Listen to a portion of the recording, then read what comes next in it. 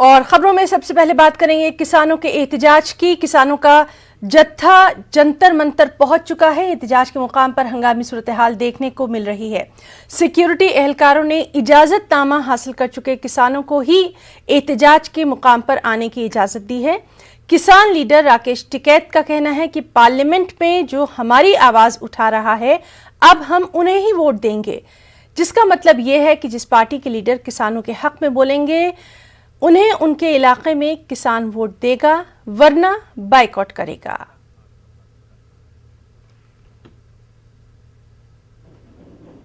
किसान भी पार्लियामेंट चला सकता है, सेशन चला सकता है। किसान भी यहाँ पे जो संसद है वो अपनी किसान संसद चलाएगा।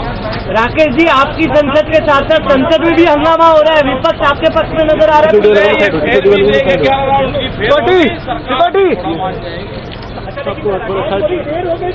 राकेश जी,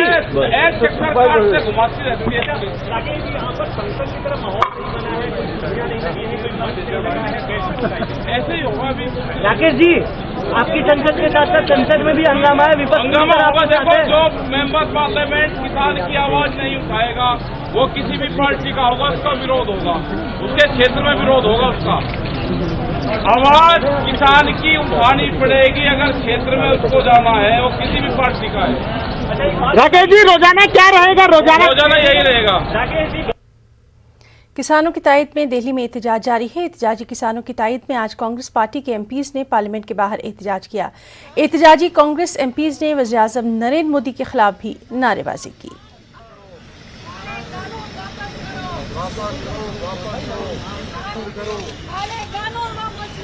वापस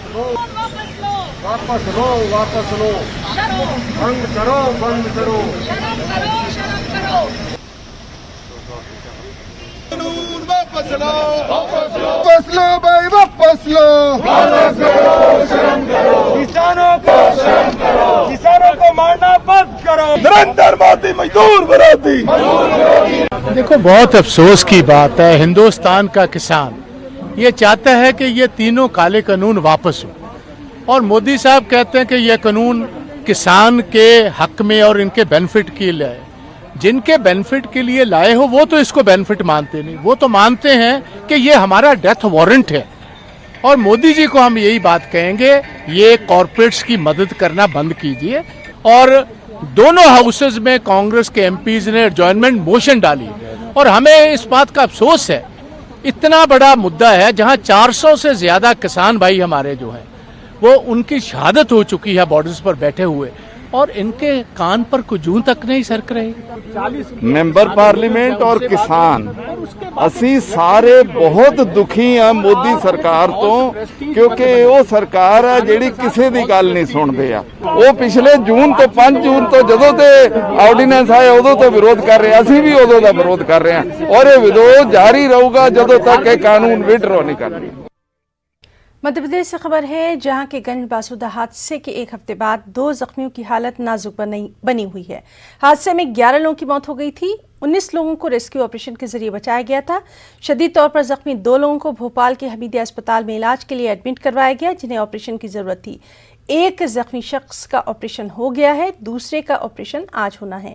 वजीर बराए मेडिकल एजुकेशन विश्वास सारंग ने जख्मियों से अस्पताल में जाकर इयादत की। वाज़ेह रहे कि गंज बासोदा में कुआं धंसने से 11 लोगों की मौत हो गई थी। हुकूमत ने कुआं बंद करके मकामी लोगों को पानी मुहैया कराने के लिए अब ट्यूबवेल का कनेक्शन मुहैया करवाया है। वो कुआं पेयजल का स्रोत था, तो तत्काल प्रभाव से वहाँ ट्यूबवेल करवाया गया, जिसमें पीने के पानी की दिक्कत ना हो। माननीय मुख्यमंत्री जी ने मृतक परिवारों के सहायता के लिए 5 लाख की जो घोषणा की वो सभी को उपलब्ध करा दिए गए हैं चेक। जो घायल हैं उनको 50,000 रुपये की घोषणा, वो भी चेक उनको दिए गए हैं।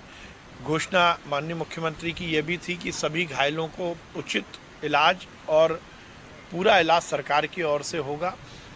2 लोग की तबीयत थोड़ी सी ख़राब थी। मनोज, जिनको कि पेट में एक सर्जरी की ज़रूरत थी, तो हमने उनको हमीदिया हॉस्पिटल में सर्जरी कराई है, वो ठीक हैं। दूसरा गोलू नाम का व्यक्ति जिसको फ्रैक्चर था, उसका ऑपरेशन आज होने वाला है, वो भी हमीदिया हॉस्पिटल में। मैं स्वयं दोनों को देख के आया हूँ, और लगातार हम ये सुनिश्चित कर रहे हैं कि वहाँ के लोगों को हम जो भी सहायता दे सकते हैं दें। मध्य प्रदेश के सिरोंज और अतराफ में बारिश ने तबाही मचा रखी है। रात से लगातार रुक रुक कर होने वाली बारिश से सड़कें और गलियां गर्काब हो गई हैं। घरों के अंदर पानी दाखिल होने से मामूलात जिंदगी मुतासिर है। बारिश से पहले नगर परिषद के जरिए जहां सभी तैयारियों के बड़े बड़े बुलंदबांग दावे किए जा रहे थे, शहर की सैलाबी सूरत हाल ने नगर परिषद के तमाम दावों की पोल खोलकर रख दी। बारिश से होने वाली तबाही को लेकर मकामी लोगों में इंतजामिया के तई न सिर्फ सख्त नाराजगी है, बल्कि उन्होंने हुकूमत से उनके नुकसानात को लेकर मुआवजे का भी मुतालबा शुरू कर दिया है। मकामी लोगों का कहना यही है कि कई घंटों से लगातार बारिश हो रही है, लेकिन इंतजामिया की जानिब से पानी को बाहर निकालने को लेकर अभी तक कोई इंतजाम नहीं किया गया। हमारे साथ मौजूद हैं भोपाल से हमारे साथी मेहताब आलम। मेहताब, लगातार हम ये कह रहे हैं कि बारिश का पहले से पता होता है, मानसून का पहले से पता होता है, दावे भी किए जाते हैं, तैयारियों की बातें भी की जाती हैं, लेकिन बारिश होते ही तमाम दावों को धोकर रख देती है। है ना, इसकी वजह यह है कि हमारे यहाँ जो तैयारियां की जाती हैं वो तैयारियां कागजों पर की जाती हैं, वो तैयारियां फील्ड में नहीं की जाती। अगर तैयारियां फील्ड में की जाती तो न विदिशा जिले के गंजबसुदा में मामला पेश आता और न ही जो रात से बारिश हो रही है इसका ताल्लुक भी विदिशा जिले के सिरोंज से है। दोनों हादसे जो है एक हफ्ते की अगर हम बात करें तो गंजबसुदा का हादसा आपके सामने है कि जिसमें 11 लोगों की कुएं धंसने से मौत हुई थी, और उसी विदिशा जिले की जो है सिरोंज में रात से जो बारिश हो रही है उसने मामूलात ज़िंदगी को इतना मुतासिर कर दिया है कि न सिर्फ जो है सड़कें जो है गर्काब हो गई हैं, बल्कि सड़कों गलियों के साथ साथ जो है घरों में जो है कमर भर पानी दाखिल हो गया है। और मुकामी लोग जो है उससे सख्त परेशान है, क्योंकि उनका कहना है कि जो यहाँ पर इंतजामिया के अफसरान है उनको फ़ोन करने पर कोई ना कोई फ़ोन उठाता है। तमाम मामूलात ज़िंदगी दरहम बरहम हो गई है और इसके लिए पूरी तरह से इंतजामिया जिम्मेदार है, क्योंकि पहले से ये कहा जा रहा था कि नालों की सफाई की जानी चाहिए, लेकिन नालों की सफाई नहीं की। यही वजह है कि आज जो है सड़कें और गलियां सब के सब जो है पानी में डूबी हुई दिखाई दे रही हैं, है ना। मेहताब, आपसे ये भी जानना चाहेंगे, लगातार जो हम हाल देख रहे हैं कहीं ना कहीं आवाम को सबसे ज्यादा दिक्कतों का सामना है। सियासी बयानात तो होते रहेंगे, लेकिन क्या हकीकी मायनों में आम आदमी के लिए कुछ किया जा रहा है? देखिए, इतने बड़े रात से जो बारिश हो रही है उस बारिश के बाद जिस तरह की तबाही हुई है, अभी तक तो वहाँ पे कोई जो है उसका हाल जानने के लिए भी नहीं पहुँचा है। ये तो न्यूज़ 18 के पास जो विजुअल है, न्यूज़ 18 उस खबर को दिखा रहा है। मुकामी लोगों से जो बातचीत की जा रही है कि लोग अपनी तरीके से कोशिश कर रहे हैं ताकि जो है पानी किसी तरीके से निकल जाए। नालों की सफाई का अगर वक्त पे इंतजाम किया गया होता, इंतजामिया ने उस पर कदम उठाया होता, तो जाहिर सी बात आज सिरोंज के लोगों को ये मुश्किलात का सामना नहीं करना पड़ता। जिस तरह से गंजबसुदा में वह हादसा पेश आया और उसमें 11 लोगों की मौत हुई और 19 लोगों का जो है इलाज जारी था, उसमें बहुत सारे लोग जो अस्पताल से छुट्टी होकर घर चले गए हैं। 2 लोगों का भी जो है भोपाल के हमीदिया अस्पताल में इलाज जारी है, जिसमें एक शख्स का जो आज ऑपरेशन होना था वो भी ऑपरेशन हो गया है। हुकूमत ने गंजबसुदा हादसे के बाद जहां पर पूरे मध्य प्रदेश में सर्वे करने की बात की कि जहां पे कुएं शिकस्तहाल हैं उनका सर्वे किया जाएगा, और अगर पानी किसी गांव में मुहैया करने के इंतजाम नहीं है तो वहाँ पे ट्यूबवेल लगाए जाएंगे। गंजबसुदा में तो ट्यूबवेल लगा दिया गया है, लेकिन सिरोंज की अगर बात करें तो जहाँ पर हुकूमत को अपनी संजीदगी का मुजाहरा करते हुए पानी को निकालने का इंतजाम करना चाहिए था और वहाँ पर राहत और बचाव का काम तेज करना चाहिए था, उस पर अभी तक कदम नहीं उठाया गया है। मेहताब, है ना, पानी जो है अपने साथ बीमारियां भी लेकर आता है, सेहत का शोबा भी लगातार मुतासिर है, इसके ताल्लुक से क्या वहां पर कुछ तैयारियां? देखिए, जब हम कोरोना की बात कर रहे हैं, कोरोना के कहर में एक बड़ा अच्छा मौका मिला था कि तमाम लोग अपने घरों में थे और हुकूमत के पास एक मौका अच्छा था कि आसानी से तमाम चीज़ों की सफाई की जा सकती थी, क्योंकि ट्रैफिक सारे बंद थे।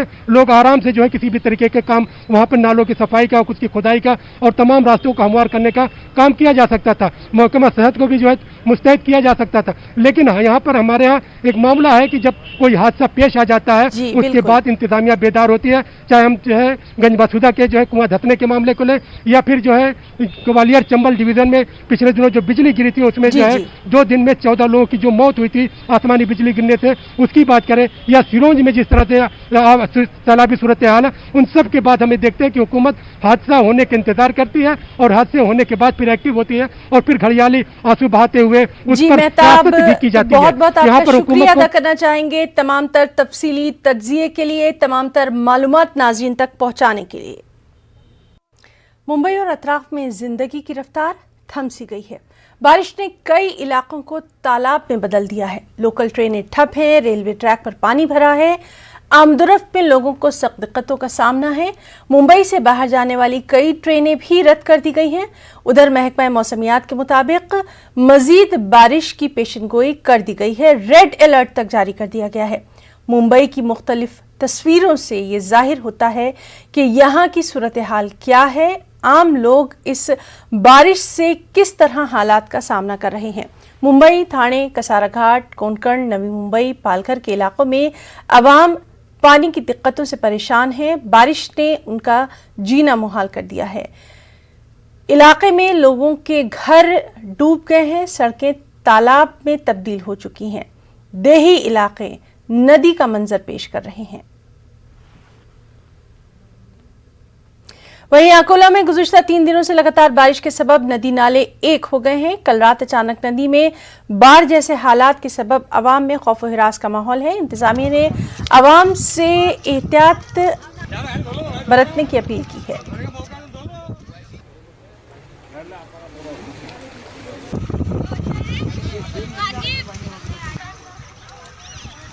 मोरना नदी को आई हुई बाढ़ देखते हुए सरपंच साहब और अपने पंचायत मेंबर के डोंगरे साहब उन्होंने आके मुआयना किया, 17 का इशारा दिया। आज लोग खेत की हालत में, खेत बह के गए, लोगों के स्प्रिंकलर बह के गए, पाइप बह के गए, उसका जल्द से जल्द मुआयना हो, आगे चल के हमको मदद मिले इसकी। आज काश्तकार बहुत बेकार हालत में है और महापुर है, ये गाँव तक के पानी पहुँच चुका है और इससे लोगों को हमारे सरपंच साहब और ग्राम पंचायत की पूरी टीम ने आके सर्वे किया और लोगों को अलर्ट किया है कि अपने अपने सेफ रहे। जिला परिषद और ग्राम पंचायत के सारे हॉल खोल दिए गए हैं और लोगों का इधर किसानों को भी बहुत नुकसान। यहाँ पर आए हैं 3 नंबर वार्ड के अंदर, तो रात में एकाएक ही पानी आ चुका है यहाँ पर और यहाँ सर्वे किया हमने, बाहर के लोगों को, गाँव के लोगों को बताया हमने कि आप ये इससे सतर्क रहिए, पानी की भावना बहुत बढ़ चुकी है। पानी कभी पिथौरागढ़ में मौसम का कहर देखने को मिला। धारचोला में सड़क किनारे लैंडस्लाइड का एक वाकया पेश आया। पहाड़ का एक बड़ा टुकड़ा ढलान पर गिर गया, जिसकी वजह से रास्ता बंद हो गया। पहाड़ का दूसरा हिस्सा भी गिरने के कगार पर है। खतरा बढ़ता जा रहा है।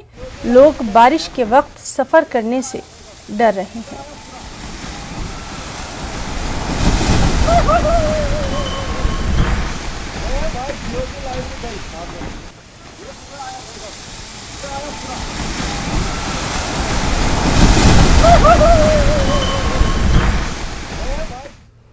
दिल्ली हुकूमत तालीम के मैदान में काफ़ी तरक्की कर रही है। स्कूल की हालत पहले से बहुत बेहतर है, लेकिन इसके बावजूद तलबा का एक तबका काफ़ी परेशान है। हमारी नुमाइंदा रचना ने ऐसे ही तलबा से बातचीत की। दिल्ली की सत्ता में काबिज अरविंद केजरीवाल सरकार का दावा है कि दिल्ली की एजुकेशन सिस्टम को उन्होंने वर्ल्ड क्लास का एजुकेशन सिस्टम बना दिया है और बच्चों की शिक्षा के लिए वो लगातार काम कर रहे हैं। लेकिन कुछ तस्वीर ऐसी भी है कि EWS कोटे में एडमिशन का लेटर आने के बाद भी लोग यहाँ वहाँ भटक रहे हैं, उनके बच्चों को एडमिशन नहीं मिल पा रहा है। तो ऐसे में सवाल खड़ा होता है कि किस तरीके से ये world class education system Delhi में चल रहा है। कुछ पेरेंट्स हैं जो परेशान हो रहे हैं, उनसे हम बात करेंगे। क्या परेशानी है आप लोगों का? EWS में लेटर आया, फिर क्या हुआ? मैम हम पिछले 1 महीने से परेशान हैं। अलॉटमेंट आ चुका है, लेटर हमारे पास है, उसके बावजूद भी हमारे को एडमिशन नहीं दिया जा रहा है। ये अच्छा, ये हम सारे ऑफिसों में हम लोग परेशान होकर घूम रहे हैं, बट उसके बाद भी हम लोगों को एडमिशन नहीं मिल रहा है। हम सरकार के पास भी गए हैं, हमारी वहाँ पे भी सुनवाई नहीं हुई है। ये लेटर कब आया था? ये मैम हमारे को 15 जुलाई का आया हुआ है और जून का आया हुआ है और अब तक हमारे पे कोई एक्शन नहीं हुआ इस लेटर का।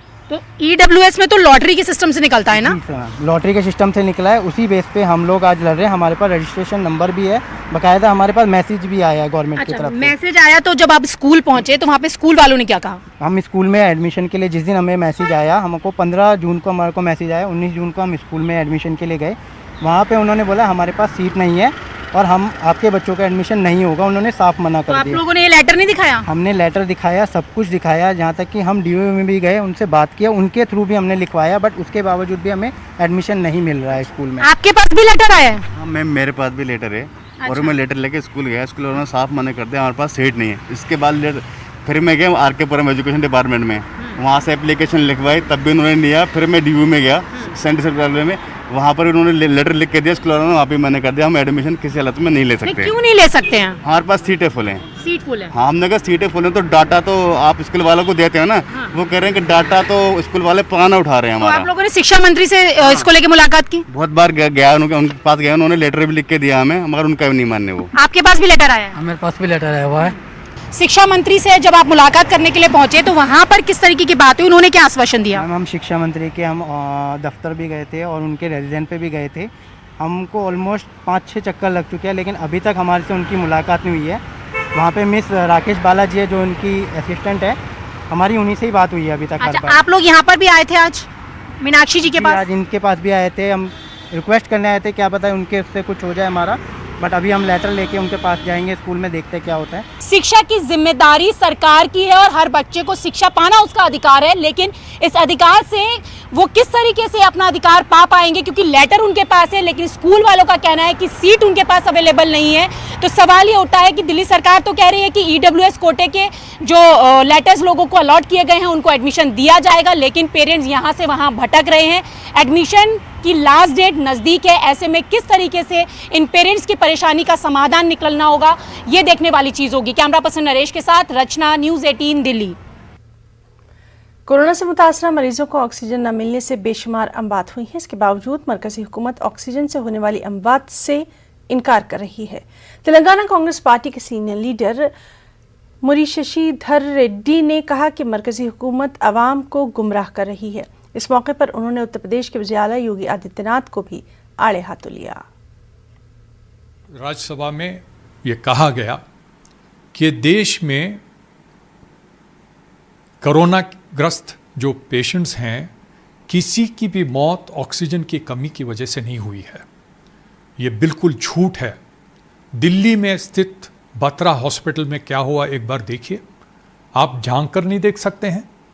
या नए मंत्री आए हैं तो थोड़ा पीछे क्या हुआ पलट कर देखिए। आप ऐसे कह देंगे कोई भी ऑक्सीजन की कमी की वजह से नहीं मरा, इससे बड़ा कोई झूठ नहीं हो सकता है। इस ऐसे गलत बयान देने के लिए सरकार के ऊपर कार्रवाई भी होनी चाहिए, जैसे कुछ विपक्ष के लोग कह रहे हैं। मैं समझता हूँ इस तरह से होना जरूरी है। और सभी पूरा देश जानता है कि कैसी स्थिति रही है और ग्रामीण प्रांतों में क्या, इलाकों में क्या स्थिति रही। उत्तर प्रदेश के जहां योगी आदित्यनाथ की तारीफ करते हैं प्रधानमंत्री नरेंद्र मोदी जी कि कोविड का बहुत ही अच्छा काम हुआ। मैं उन लाशों की बात नहीं कर रहा हूं जो गंगा में बहते जा रहे थे। ऑक्सीजन की बात है तो ऑक्सीजन की बात करेंगे। और ऑक्सीजन के ना मिलने से कई जगहों पर सैकड़ों, 100 लोग अपनी जान गंवा बैठे। और इसे आप इससे इनकार करेंगे तो ये बहुत ही गलत होगा। ये झूठ और फरेब, लोगों को गुमराह करने की आदत इस सरकार को हुई है। मुल्क में कोरोना के केसों में लगातार इजाफा देखा जा रहा है। पिछले 24 घंटों के दौरान मुल्क भर में 17,18,000 अफराद का कोरोना टेस्ट किया गया, जिसमें से 41,383 अफराद कोरोना से मुतासिर पाए गए। महकमा सेहत की रिपोर्ट के मुताबिक कल एक ही दिन में कोरोना से 507 मरीजों की मौत की खबर है। 38,652 अफराद सेहतियाबी के बाद अस्पताल से घर पहुंचे। केरल और महाराष्ट्र में सबसे ज्यादा मामले देखे गए हैं। वहीं तेलंगाना में कोरोना के 691 नए मामले देखे गए। पिछले 24 घंटों के दौरान रियासत भर में कोरोना से 5 मरीजों की मौत हुई। कल एक ही दिन में रियासत भर में 1,14,260 अफराद का कोरोना टेस्ट किया गया, जिसमें से 691 अफराद कोरोना मुतासिर पाए गए। महकमा सेहत की रिपोर्ट के मुताबिक कल कुल 565 अफराद सेहतियाबी के बाद अस्पताल से डिस्चार्ज हुए। ग्रेटर हैदराबाद की हदूद में सबसे ज्यादा 85 नए मामले देखे गए। इसी तरह खम्मम में 56, करीमनगर में 55 मामले देखे गए। कामारेड्डी में एक भी केस दर्ज नहीं हुआ।